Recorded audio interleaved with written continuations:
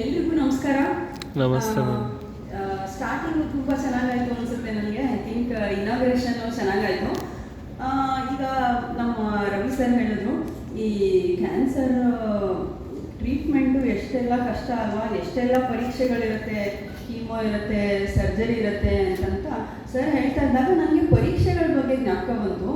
ನನಗೆ ಯಾವುದು toughest exam ಅಂತಂದರೆ ಸಂಸ್ಕೃತ.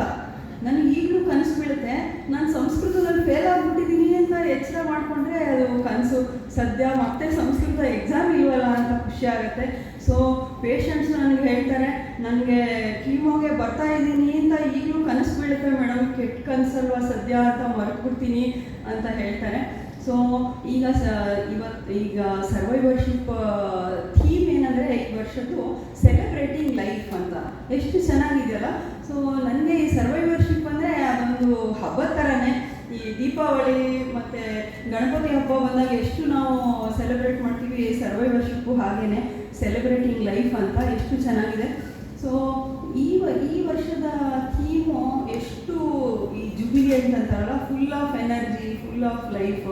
ಸೊ ಎಷ್ಟೋ ಪೇಷಂಟ್ಸ್ಗೆ ಈ ಕ್ಯಾನ್ಸರ್ ಅಂತ ಹೆಸರು ಕೇಳಿದ್ರೇ ಒಂದು ಹಾರ್ಟ್ ಬೀಟೇ ಸ್ವಲ್ಪ ಸ್ಟಾಪ್ ಆದಂಗೆ ಫೀಲ್ ಆಗುತ್ತೆ. ಈ ಕ್ಯಾನ್ಸರು ಅಷ್ಟು ಸುಲಭದ ಕಾಯಿಲೆ ಏನಲ್ಲ. ಈ ಕೆಮ್ಮು, ನೆಗಡಿ, ಜ್ವರ ಬಂದವ್ರು ಯಾರು ನಾಳೆ ಏನಾಗುತ್ತಪ್ಪ ಅಂತ ಯಾರು ಯೋಚನೆ ಮಾಡಲ್ಲ. ಆದರೆ ಆ ಕ್ಯಾನ್ಸರು ಎಷ್ಟೆಲ್ಲ ಅದು ನಮ್ಗೆ ಆಟ ಆಡಿಸ್ಬೋದು ಅಂದರೆ ಅದು ಯಾರಿಗೇ ಆಗಲಿ ಭಯ ಆಗುವಂಥ ಕಾಯಿಲೆನೇ. ಆದರೆ ಇತ್ತೀಚಿನ ದಿನಗಳಲ್ಲಿ ಸರು ಹೇಳಿದ್ರು ಎಷ್ಟೆಲ್ಲ ಟ್ರೀಟ್ಮೆಂಟು ಚೇಂಜ್ ಆಗಿದೆ. ಈವನ್ ಕೊನೆಯ ಹಂತದ ಕ್ಯಾನ್ಸರ್ನು ಸಹ ನಾವು ಕಂಟ್ರೋಲ್ ಮಾಡ್ತಾಯಿದ್ದೀವಿ, ಅದನ್ನ ಟ್ರೀಟ್ ಮಾಡ್ತಾಯಿದ್ದೀವಿ. ಎಷ್ಟು ಪೇಷಂಟ್ಸು ಈಗ ನಮ್ಮ ದೇವಪ್ರಸಾದ್ ಸರ್ ಬಂದಿದ್ದಾರೆ. ಅವ್ರು ಹೇಗಂದರೆ ಅವರು ಮಲ್ಟಿಪಲ್ ಟ್ರೀಟ್ಮೆಂಟ್ ತೊಗೊಂಡಿದ್ದಾರೆ, ಮಲ್ಟಿಪಲ್ ಸರ್ಜರೀಸ್ ಆಗಿದೆ. ಅಷ್ಟೆಲ್ಲ ಆಗಿ ಸುಮಾರು 10-12 ವರ್ಷ ಆಗಿದೆ ಅವ್ರದ್ದೆಲ್ಲ ಟ್ರೀಟ್ಮೆಂಟು ಮುಗಿದು. ಅವರು ಕೊನೆಯ ಹಂತದ ಕ್ಯಾನ್ಸರ್ ಜಯಿಸಿ ಬಂದಿರೋ ಅಂಥವ್ರು. ಅವ್ರು ಇವತ್ತು ಬಂದಿರೋದೇ ಅದೊಂದು ತುಂಬ ಸಿಂಬಾಲಿಕ್. ಅಂದರೆ ಅವರು ಇಷ್ಟೆಲ್ಲ ಫೇಸ್ ಮಾಡಿ ಗೆದ್ದಿದ್ದಾರೆ ಅಂದರೆ ಬೇರೆ ಯಾವುದಾದ್ರೂ ಅದನ್ನ ನಾವು ಹ್ಯಾಂಡಲ್ ಮಾಡಲೇಬೇಕು ಅಂತ. ಮತ್ತು ಅವ್ರು ಏನಂದರೆ ಅವ್ರು ನಮ್ಮನೆ ಹತ್ರನೇ ಇರೋದು. ಅವ್ರು ಆರಾಮಾಗಿ ವಾಕ್ ಮಾಡ್ಕೊಂಡು ಡೈಲಿ ವಾಕ್ ಮಾಡ್ಕೊಂಡು ಹೋಗ್ತಾ ಇರ್ತಾರೆ. ಸೊ ನಾವು ವಾಕ್ ಹೋದಾಗ ಸರು ಕಾಣಿಸ್ತಾ ಇರ್ತಾರೆ. ಅವ್ರು ನೋಡಿದ್ರೆ ನನಗೆ ಖುಷಿ ಆಗುತ್ತೆ. ನೋಡಿ, ಪೇಷಂಟ್ಸು ಇನ್ಸ್ಪಿರೇಷನ್ ಸಿಗೋದು ಅದು ಒಂದು ರೀತಿ. ನಾವೆಲ್ಲ ಚೆನ್ನಾಗಿರೋರಿಗೆ ನಮಗೇನೆ ಅಪ್ಪ, ನಾವು ಅವ್ರ ವಯಸ್ಸಲ್ಲಿ ಇಷ್ಟು ಇದೇ ಥರ ಆರಾಮಾಗಿ ಓಡಾಡ್ಕೊಂಡು ಮನಃಶಾಂತಿಯಿಂದ ಇರಬೇಕು ಅಂತ ಅನಿಸುತ್ತೆ. ಸೊ ರವಿ ಸರು ಹೇಳಿದ್ರು, ನಮ್ಮ ಮನಸ್ಸೇ ತುಂಬ ಇಂಪಾರ್ಟೆಂಟು. ನೀವು ಎಷ್ಟೇ ನಿಮಗೆ ಭಯ ಆಗಲಿ, ಎಷ್ಟೇ ಜನಗಳು ನಿಮಗೆ ಕೆಟ್ಟ ಮಾತುಗಳನ್ನ ಹೇಳಿ ನೀವು ಕಿವಿಲಿ, ನಮ್ಮ ಮನಸ್ಸಿಗಿಂತ ದೊಡ್ಡದು ಇನ್ಯಾವುದೂ ಇಲ್ಲ. ನಮ್ಮ ಮನಸ್ಸಿಗೆ ತುಂಬ ಶಕ್ತಿ ಇರುತ್ತೆ.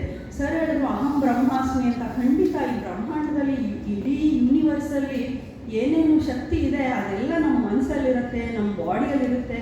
ನಮ್ಮನ್ನು ನಾವು ನಂಬಬೇಕಷ್ಟೆ.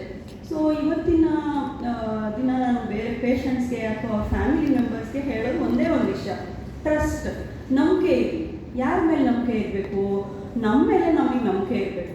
ಏನಾಗ್ಬಿಡುತ್ತೆ, ಬೇರೆಯವರೆಲ್ಲ ಹೇಳ್ತಾ ಇರ್ತಾರೆ, ಇಲ್ಲಪ್ಪ ಆಗತ್ತೆ ಬಿಡಿ ಅಂತ ಬೇರೆಯವ್ರು ಹೇಳ್ತಾ ಇರ್ತಾರೆ. ಆದರೆ ಪೇಷಂಟ್ಸು ಅವರೇ ನಂಬಲ್ಲ. ಅಯ್ಯೋ ನನ್ನ ಕೈಲಿ ಆಗತ್ತಾ, ನನಗೆ ಸೆಲ್ಫ್ ಡೌಟು, ಅಯ್ಯೋ ನನ್ನ ಕೈಲಿ ಆಗಲ್ಲ, ಇದೇನು ಸ್ಟೇಜ್ 4 ಅಂತ ಹೇಳಿಬಿಟ್ರು, ಸ್ಟೇಜ್ 3 ಅಂತ ಹೇಳಿಬಿಟ್ರು, ಈಗ ನಮ್ಗೆ ಆಗತ್ತಾ ಅಂತ ಅವ್ರು ನಂಬದೇ ಇರೋ ಅಂಥ ಸ್ಥಿತಿಗೆ ಬಂದ್ಬಿಡ್ತಾರೆ. ಅದಕ್ಕೆ ನಾನು ಹೇಳೋದಂದರೆ, ಫಸ್ಟು ನಿಮ್ಮನ್ನು ನೀವು ನಂಬಬೇಕು. ಇಲ್ಲ, ನನಗೆ ಆಗತ್ತೆ, ನಾನು ಮಾಡ್ತೀನಿ ಅಂತ ನೀವು ಒಂದು ಧೈರ್ಯ ತಂದ್ಕೋಬೇಕು. ಸೆಕೆಂಡು, ನಿಮ್ಮ ಫ್ಯಾಮಿಲಿ ಮೆಂಬರ್ಸ್ ಅವರೆಲ್ಲ ಹೇಳ್ತಾ ಇದ್ದಾರಲ್ವಾ ಆಗತ್ತೆ ಅಂತ, ಅವ್ರನ್ನ ನಂಬಬೇಕು. ಅವರೆಲ್ಲ ಹೇಳ್ತಾ ಇದ್ದಾರೆ ಅಂದರೆ ಆಗ್ಬೋದು ಅಂತ ನಮ್ಮ ಫ್ಯಾಮಿಲಿ ಮೆಂಬರ್ಸ್ ನಂಬಬೇಕು.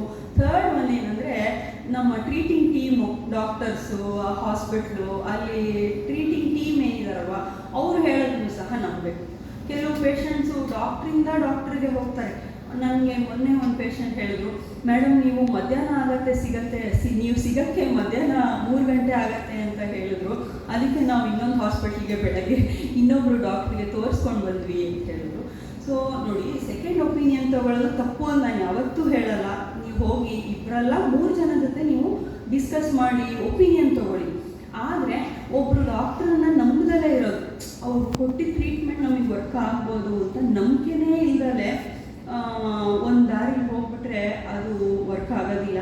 ಯಾಕಂದರೆ ಮೇಯ್ನು ನಮ್ಮ ಮನಸ್ಸೇನೆ ಎಲ್ಲ ನಮ್ಮ ಬಾಡಿನ, ನಮ್ಮ ಇಮ್ಯುನಿಟಿ, ನಮ್ಮ ಬಾಡಿಲಿರೋಂಥ ರೋಗ ನಿರೋಧಕ ಶಕ್ತಿ ಎಲ್ಲ ನಮ್ಮ ನಂಬಿಕೆಗಳು, ನಮ್ಮ ಫೀಲಿಂಗ್ಸು ಏನಿದೆ ಅದು ನಮ್ಮ ಬಾಡಿನೂ ಸಹ ಅಫೆಕ್ಟ್ ಮಾಡ್ತಾ ಇರುತ್ತೆ. ಹಾಗಾಗಿ ನಿಮಗೆ ಈ 3 ವಿಷಯಗಳ ಬಗ್ಗೆ ನಿಮಗೆ ಕಾಳಜಿ ಇರಲಿ. ನಿಮ್ಮನ್ನು ನೀವು ನಂಬಿ, ನಿಮ್ಮ ಬಾಡಿ ನಿಮಗೆ ಗೊತ್ತೇ ಇಲ್ಲ ಅಷ್ಟು ಒಂದು ಅಗೋಚರ ಶಕ್ತಿ ನಮ್ಮ ಬಾಡಿ, ಎಲ್ಲ ಬಾಡಿನೂ ಇರುತ್ತೆ. ಅದು ನಮ್ಮ ಇಮ್ಯೂನ್ ಸಿಸ್ಟಮ್ನ ಆಪ್ರೇಟ್ ಮಾಡ್ತಾ ಇರುತ್ತೆ. ನೀವು ನಿಮ್ಮನ್ನು ನಂಬಿಟ್ರೆ ಖಂಡಿತ ನೀವು ಸಕ್ಸಸ್ಫುಲ್ಲಾಗಿ ಈ ಕಾಯಿಲೆನ ಹೋರಾಡಿ ನೀವು ಗೆಲ್ಬೋದು. ಮತ್ತು ನಮ್ಮ ಟ್ರೀಟಿಂಗ್ ಟೀಮ್ ಏನಿದೆ, ಡಾಕ್ಟರ್ಸ್ನೂ ಅಷ್ಟೇ, ನಿಮಗೆ ಒಬ್ಬರಲ್ಲ ಇಬ್ಬರಲ್ಲ 3 ಜನ ಡಾಕ್ಟರ್ಸ್ನ ಮೀಟ್ ಮಾಡಿ ತಪ್ಪಿಲ್ಲ. ಬಟ್ ಫೈನಲಿ ಒಬ್ಬರು ಓಕೆ ಇವರೇ ನಮಗೆ ಸರಿಯಾದವರು, ಇವ್ರ ಹತ್ರ ನಾವು ಟ್ರೀಟ್ಮೆಂಟ್ ತೊಗೋತೀವಿ ಅಂದ್ಬಿಟ್ಟು ಕಂಪ್ಲೀಟ್ ಅವ್ರು ಹೇಳಿದಷ್ಟು ಟ್ರೀಟ್ಮೆಂಟ್ ತೊಗೊಳ್ಳಿ. ಸರ್ ಹೇಳಿದ್ರಲ್ಲ ಎಕ್ಸಾಮು ನೋಡಿ, ಈಗ 10th ಪಾಸ್ ಆಗಬೇಕಂದ್ರೆ ಬರೀ ನಾವು ಮ್ಯಾಥ್ಸು ಸೈನ್ಸು ಮಾಡಿಬಿಟ್ರೆ ಪಾಸ್ ಆಗಲ್ಲ. ಎಲ್ಲ ಎಕ್ಸಾಮ್ನು ನಾವು ಪಾಸ್ ಮಾಡಿ 5-6 ಸಬ್ಜೆಕ್ಟ್ ಅಷ್ಟೂ ನಾವು ಎಕ್ಸಾಮ್ ಕಟ್ಟಿ ಪಾಸ್ ಮಾಡಿದ್ರಷ್ಟೇ ನಾವು ಪಾಸ್ ಆಗ್ತೀವಿ. ಹಾಗೆ ಕ್ಯಾನ್ಸರಲ್ಲೂ ನಿಮಗೆ ಕೀಮೋ ಬೇಕಾಗ್ಬೋದು, ಸರ್ಜರಿ ಬೇಕಾಗ್ಬೋದು, ರೇಡಿಯೋಥೆರಪಿ ಬೇಕಾಗ್ಬೋದು, ಏನೇನು ಹೇಳಿದಾರೆ ಅಷ್ಟು ಎಂಟೈರ್ ಪ್ಯಾಕೇಜ್ ಏನಿದೆಯಲ್ಲ ಅದಷ್ಟು ನೀವು ಕಂಪ್ಲೀಟ್ ಮಾಡಿ, ಮಧ್ಯ ಅರ್ಧಂಬರ್ಧ ಮಾಡ್ಕೊಂಡು ಟ್ರೀಟ್ಮೆಂಟ್ನ ಬಿಡಬೇಡಿ.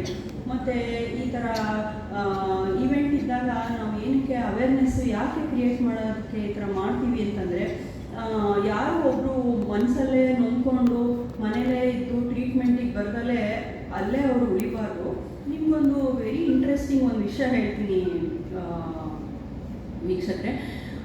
ಲಾಸ್ಟ್ ವೀಕು ನಾವು ನಮ್ಮ ಸರ್ವೈವರ್ಶಿಪ್ಪಲ್ಲಿ ಸ್ಟೇಜ್ 4 ಕ್ಯಾನ್ಸರ್ ಪೇಷಂಟ್ ಒಬ್ಬರನ್ನ ಕರೆದಿದ್ವಿ. ಅವರು ಮಿಸಸ್ ಬ್ಲ್ಯಾಂಚ್ ಅಂತ ಈಗ ಬರ್ತಾ ಇದ್ದಾರೆ, ಅವರು she will be joining us soon. So ಅವ್ರಿಗೆ ಬ್ರೆಸ್ಟ್ ಕ್ಯಾನ್ಸರು ಲಾಸ್ಟ್ ಸ್ಟೇಜ್ ಇತ್ತು. ಪಾಪ ಅವ್ರಿಗೆ ಮೆಂಟಲಿ ರಿಟಾರ್ಡೆಡ್ ಚೈಲ್ಡ್, ಅವರೇ caretaker, she is a widow. So ಅವರು ಸಿಂಗಲ್ ಹ್ಯಾಂಡೆಡ್ಲಿ ಅವ್ರ ಎಂಟೈರ್ ಟ್ರೀಟ್ಮೆಂಟ್ನ ಅವರೊಬ್ಬರೇ ತೊಗೊಂಡಿದ್ದಾರೆ. ಮನೇಲಿ ಅವರೇ ಮಗಳಿಗೂ ಅಡುಗೆ ಮಾಡಿಕೊಂಡು ಎಲ್ಲ ಮಾಡಿಕೊಂಡು 3 ಇಯರ್ಸ್ ಆಯಿತು. ತುಂಬ ಚೆನ್ನಾಗಿದ್ದಾರೆ, ಫುಲ್ಲಿ ಫಂಕ್ಷನಲ್.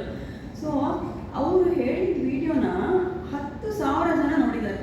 ನೀವು ನಂಬ್ತೀರಾ? ಅಂದರೆ 10,000 ಜನಕ್ಕೆ ಅವ್ರ ಮಾತು ದಾರಿದೀಪ ಆಯಿತು. ಅದು ನೋಡ್ಕೊಂಡು ಎಷ್ಟೊಂದು ಪೇಷಂಟ್ಸ್ ಬಂದರು. ಅಯ್ಯೋ ನಾವು ಹೆದ್ಕೊಂಡು ಮನೇಲಿದ್ವಿ, ಬ್ರೆಸ್ಟ್ ಲಂಪು ಸರ್ಜರಿ ಯಾಕೆ ಮಾಡಿಸ್ಕೋಬೇಕು ಅಂದ್ಬಿಟ್ಟು ನಮಗೆ 3rd ಸ್ಟೇಜ್ ಅಂತ ಹೇಳಿದರು. ಅವ್ರು ನೋಡಿಬಿಟ್ಟು ಅವ್ರು 70 ವರ್ಷದವರು ಇಷ್ಟೆಲ್ಲ ಫೇಸ್ ಮಾಡಿದ್ದಾರೆ ಅಂತ ನೋಡಿಬಿಟ್ಟು ನಾವು ಬಂದಿದ್ದೀವಿ ಇವಾಗ ಟ್ರೀಟ್ಮೆಂಟ್ಗೆ ಅಂತ ಟ್ರೀಟ್ಮೆಂಟಿಗೆ ಬಂದಿದ್ದಾರೆ. ಸೊ ಈ ಥರ ಕಾರ್ಯಕ್ರಮಗಳು ನಾವು ಈ ಥರ ಯಾಕೆ ಮಾಡ್ತೀವಿ ಅಂತಂದರೆ, ನೀವು ಒಬ್ಬರು ಬಂದು ನೀವು ಕೊಟ್ಟಿದ್ದು ನೀವು ಅರ್ಧ ದಿವಸ ನಿಮ್ಮ ಲೈಫಲ್ಲಿ ಏನು ಟೈಮ್ ಕೊಡ್ತಾ ಇದ್ದೀರಾ ಅದು 1000 ಜನಕ್ಕೆ ದಾರಿದೀಪ ಆಗುತ್ತೆ. ಮತ್ತು ನಮ್ಮ ಇನ್ಸ್ಟಿಟ್ಯೂಟು ನಾರಾಯಣ ಇಟ್ಟು ಬರೀ ಕ್ಯಾನ್ಸರ್ ಪೇಷಂಟ್ಗೆ ಟ್ರೀಟ್ ಮಾಡೋದು ಅಷ್ಟೇ ಅಲ್ಲ ನೋಡಿ, ಹಾಸ್ಪಿಟ್ಲ್ ಇರೋದೇ ಪೇಷಂಟ್ ನೋಡೋಕ್ಕೆ. ನಮ್ಮ ಪೇಷಂಟ್ ನಮ್ಮ ಹತ್ರ ಬಂದಾಗ ನಾವು ಟ್ರೀಟ್ಮೆಂಟ್ ಕೊಡೋದು ನಮ್ಮ ಧರ್ಮ. ಆದರೆ ಈ ಸರ್ವೈವರ್ಶಿಪ್ಪು ಟ್ರೀಟ್ಮೆಂಟ್ ಆದಮೇಲೆ ಅವ್ರಿಗೆ ಒಂದು ಮಾನಸಿಕವಾಗಿ ಅಥವಾ ಒಂದು ಎಮೋಷ್ನಲ್ ಸಪೋರ್ಟ್ ಕೊಡೋದು ಸರ್ವೈವರ್ಶಿಪ್ಪು. ಮತ್ತು ಇನ್ನೊಂದು ಪ್ರಿವೆಂಟಿವ್ ಆಂಕಾಲಜಿ. ನಾವು ಎಷ್ಟು ಪ್ರಿವೆಂಟಿವ್ ಚೆಕಪ್ಸ್ ಮಾಡ್ತೀವಿ, ಮ್ಯಾಮೋಗ್ರಫಿ ಕ್ಯಾಂಪ್ಸ್ ಮಾಡ್ತೀವಿ. ಸೊ ಇದೇನಂದರೆ ಪ್ರಿವೆನ್ಷನ್. ಸೊ ಪೇಷಂಟು ಕೊನೆಗೆ ಕ್ಯಾನ್ಸರು ಜಾಸ್ತಿ ಆದಮೇಲೆ ಅವರು ಒದ್ದಾಡಬಾರ್ದು. ನಾವು ಪ್ರಿವೆನ್ಷನ್ಗೆ ಏನೇನು ಮಾಡಬೇಕು ಅಂತ ಸುಮಾರು ಎಫರ್ಟ್ನ ನಮ್ಮ ಇನ್ಸ್ಟಿಟ್ಯೂಟು ಹಾಕ್ತಾಯಿದೆ. ಮತ್ತು ನಮ್ಮ ಹೊಸ FD ಅವರು ಡಾಕ್ಟರ್ ಉತ್ತಮ್ ಅವರು ಈಗ ರೀಸೆಂಟಾಗಿ ಜಾಯ್ನ್ ಆಗಿದ್ದಾರೆ. ನಾವು ಲಾಸ್ಟ್ ವೀಕು ವೆರಿ ಲಾಸ್ಟ್ ಮೂಮೆಂಟಲ್ಲಿ ಇದು ಪ್ರೋಗ್ರಾಮ್ ಪ್ಲ್ಯಾನ್ ಮಾಡಿದ್ದು. ಅವರು ತುಂಬ ಎಂಥೂಸಿಯಾಸ್ಟಿಕ್ಕಾಗಿ ಮಾಡೋಣ ಬನ್ನಿ, ಏನು ಪರವಾಗಿಲ್ಲ, 5 ದಿನ ಟೈಮ್ ಇದೆಯಲ್ಲ ನಾವು ಮಾಡೋಣ ಅಂತ ತುಂಬ ಚೆನ್ನಾಗಿ ಇದನ್ನ ಆರ್ಗನೈಸ್ ಮಾಡಿದ್ದಾರೆ. ಹಾಗೆಯೇ ಎಲ್ಲ ತುಂಬ ಜನ ಫ್ಯಾಮಿಲೀಸು ಬಂದಿದ್ದೀರಾ. ನಿಮಗೆಲ್ಲರಿಗೂ ದೇವ್ರು ಒಳ್ಳೇದು ಮಾಡಲಿ. ನೀವು ನಿಮ್ಮನ್ನು ನಂಬಿ ಮತ್ತು ಈ ಎಂಟೈರ್ ಪ್ರಾಸೆಸ್ನ ಒಂದು ನಂಬಿಕೆ